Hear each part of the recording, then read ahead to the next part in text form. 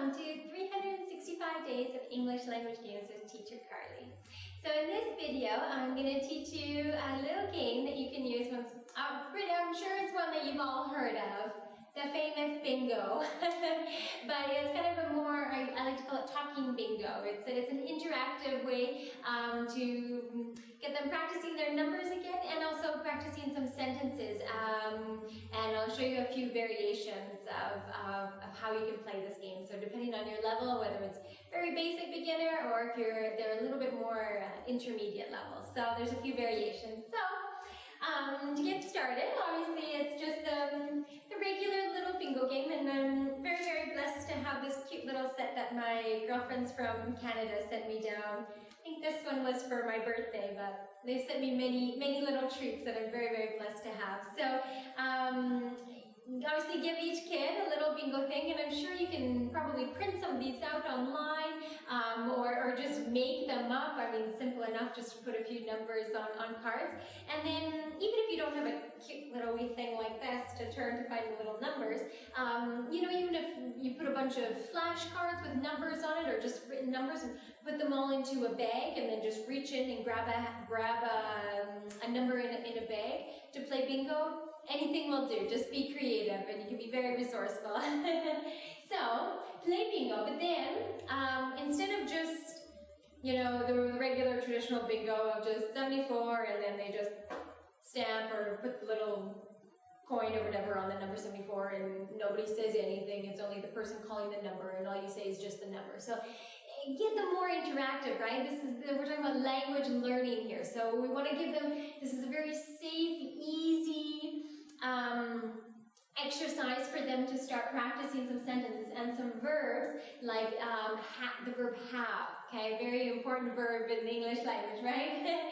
Or in any language. I have the number, so obviously, one person would call out the number, and then all of the kids, they would take a turn, and if they have the number, for example, 74, then they would say, I have the number 74.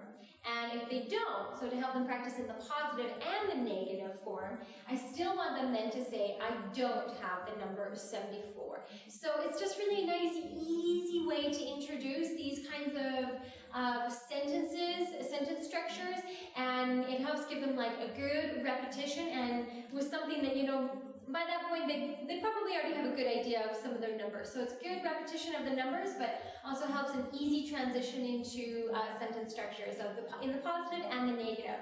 And here, as I mentioned, some variations to this.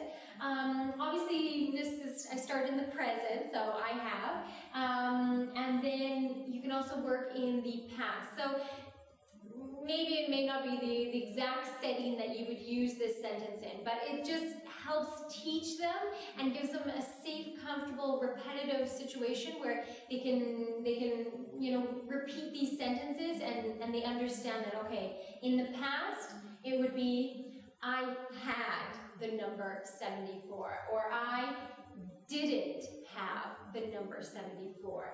And then you can also work then again in the future. So once, if they're kind of an intermediate group, you can kind of go around once in the present, go around another time in the past, and then the third time go around, and now they have to say the sentence in the future. So I will have the number 74, or I'm going to have the number 74. And again, they all have to say it, so whether it's in the positive or in the negative, they each get a turn to say the sentence as they go around in a circle.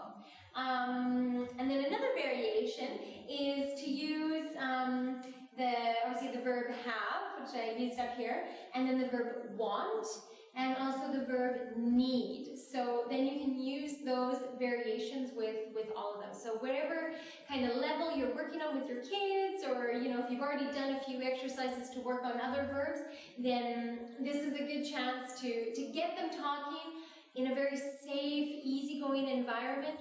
Great, so please remember to subscribe to the YouTube channel of 365 Days of English Language Games with Teacher Carly.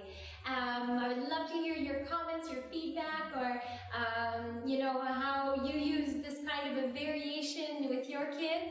I think we can all feed off of each other, and there's so many wonderful, great ideas out there, so let's just share them all. Anyways,